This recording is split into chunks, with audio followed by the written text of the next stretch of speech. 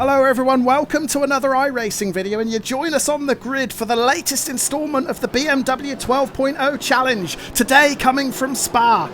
Now, if you're a regular viewer of the channel, you'll know that I'm in a rotten run of form at the moment. Since the end of 2021, we've had race after race ruined by punts and crashes. So can we get back on the right footing here? Well, it's going to be tough because we're going to be starting right in the middle of the pack. We've qualified 8th. So we're going to have to be really streetwise if we're going to get through these first couple of laps unscathed, so we can start repairing the damage to both our I rating and our safety rating. But it's certainly not going to be easy because these sprint races are just 12 minutes long, so nobody is hanging about. The racing is always really aggressive, so we're going to have our wits about us here. We're going to try and stay out of trouble as we approach the chicane, ready for the lights to go green.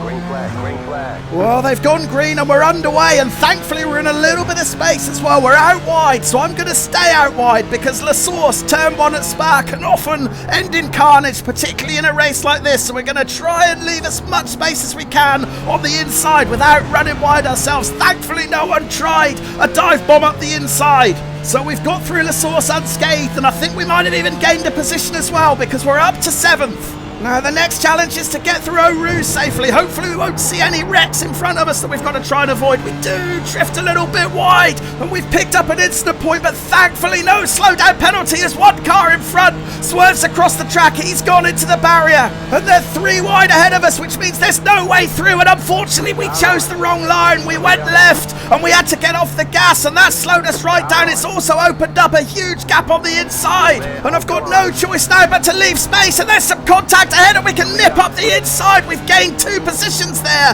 I think, and we might even have the run on Simon de Roost ahead of us. There may be another position up for grabs here if we can just tuck it up the inside into the hairpin. No, we're not quite close enough, and we're going to have to be wary of the car on the outside. It looks like we've just got clear of him coming out of the hairpin and into No Name Corner, so we're holding on to the position for now. But yeah, it got really messy at the end of the Camel Straight there, didn't it, going into Les Coombe? I said at the time that I chose poorly by going out to the left, which forced me out wide, but that might have actually saved me because there were 2 or 3 cars that got collected, and had I been on the racing line I might have been one of them, but instead we were able to nip up the inside and gain at least 2 positions. I certainly saw one car heading off to the grass, and there were accusations of idiocy popping up in the race chat at the top of the screen as well, so we'll go back and check out the replay of that in a minute. But for now, let's concentrate on getting to the end of the first lap because we're chasing down Simon de Roost here. In fact, we're right on his tail, and if we can get a good line around this section, we might have the pace here to challenge for this position. It certainly feels like we've got the speed coming out of the corner. We're going to benefit from some draft as well.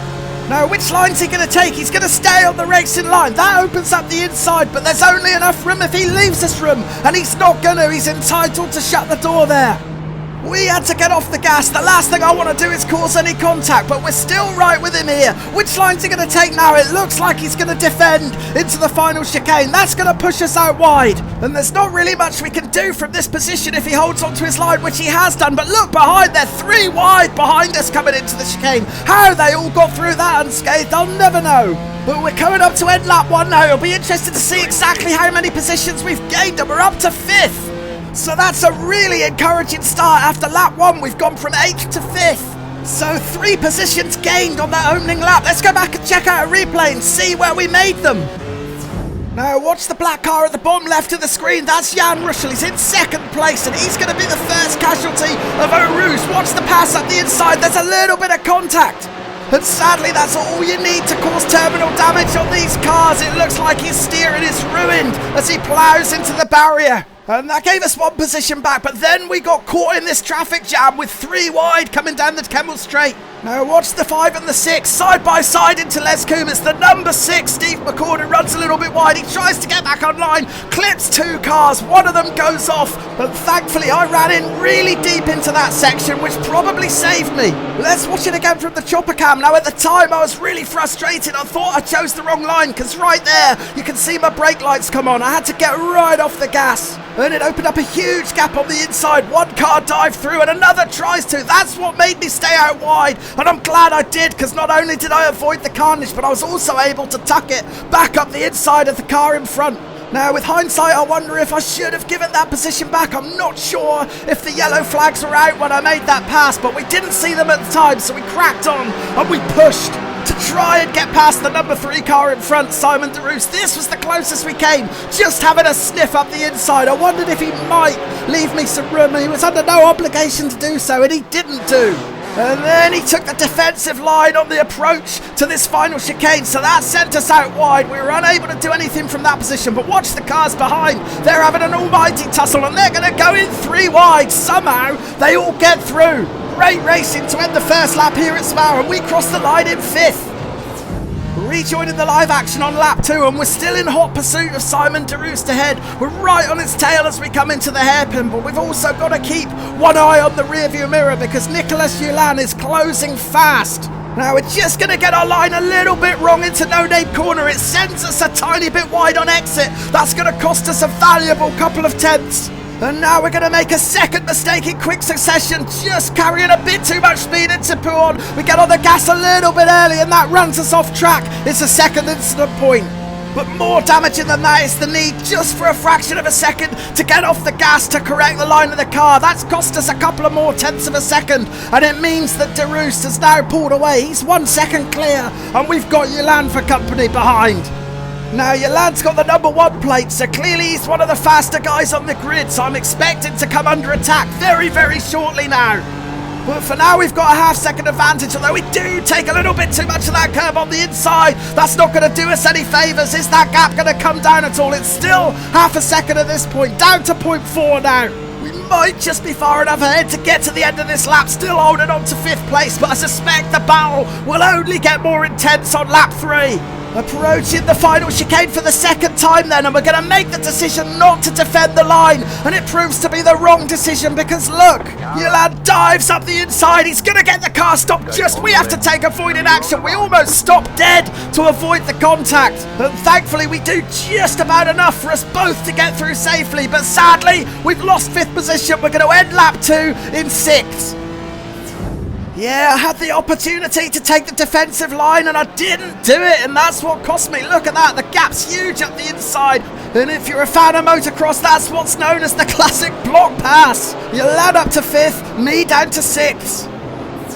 Now you'll have seen in that replay that we had to bring our car almost to a complete halt to avoid any contact when Hulin tried that move in the chicane on the last lap. Now what that has done has brought the driver behind, Frederick Goldberg, right into play. Goldberg was 1.5 seconds back before that pass in the chicane. However, me grinding to an almost complete halt has wiped out a whole second of that advantage in 1 hit. And now you can see that Goldberg's going to challenge for the 6th position. He's alongside me on the outside. Thankfully, there's no way for him to get around. But we're not going to make the same mistake as last time. We're going to stick to the defensive line coming into the chicane. We don't want to give this position up. We're going to send him out wide. And the yellow flags are out as well. That's going to complicate things. But for now, we've just got to hold the tight line. Oh, we've been hit. There was contact from behind from Goldberg, and now we're in the tyre wall. You knocked your wheels out of alignment. Oh, we've also picked up wheel damage. That's a huge blow. Yet another disaster.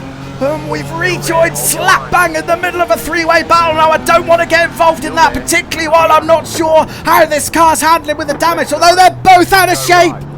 Oh, and we take another big hit. We've managed to get through, facing in the right direction at least. But more heavy contact. That's not going to do our damage any favours. Look behind, they're still going at it, and they're both out.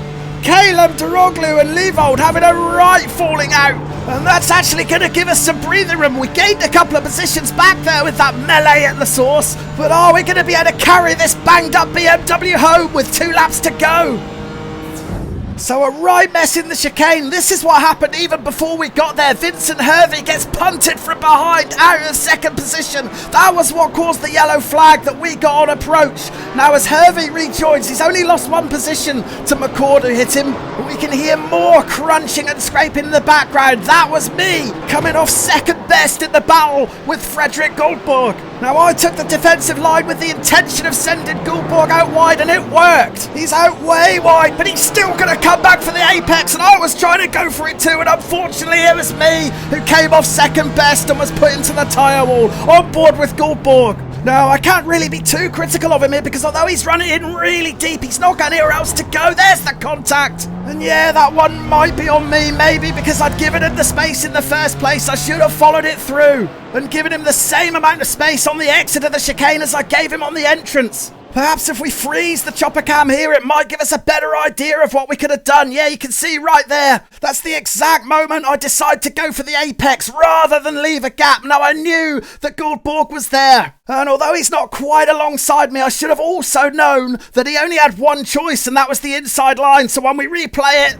the contact was inevitable, sadly. So a really unfortunate incident, particularly because I picked up wheel damage at the same time, and I think it could have been avoided just if I'd given him a bit more space on exit and left a gap on the inside. But here you can see we rejoin the action right in the middle of this three-way battle. Now I'm trying to keep out the way on the inside, but watch the car in front. He's going to get rear-ended into the source. They're both out of control. There's the contact as I try and sneak through. I wasn't planning an overtake there, but I had no choice but to go past them. And I was expecting to come under immediate attack, but thankfully for me, the two cars behind seemed more intent on smashing the snot out of each other. And that's what gives us some much needed breathing room. And yeah, thankfully it was enough breathing room to help us limp to the line and hold on to 7th position.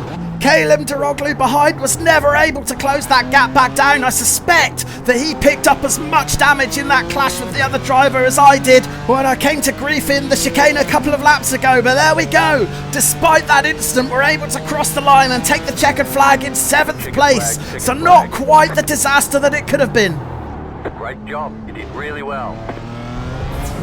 Yeah, at the time, that clash with Goldborg in the final chicane felt like a major disaster, but with hindsight, we got off quite lightly. We were still able to rejoin and finish in 7th. Now, that's probably only one position, maybe 2 positions lower than where we would have finished anyway. And actually, 7th position was still good enough for an iRating increase. Look, we gained plus 20 with that finish. Sadly, the safety rating didn't fare quite as well. We picked up 10 incident points in that chaotic race, and that has cost us 0.27 in safety rating. So that now is perilously low. We're on 2.14.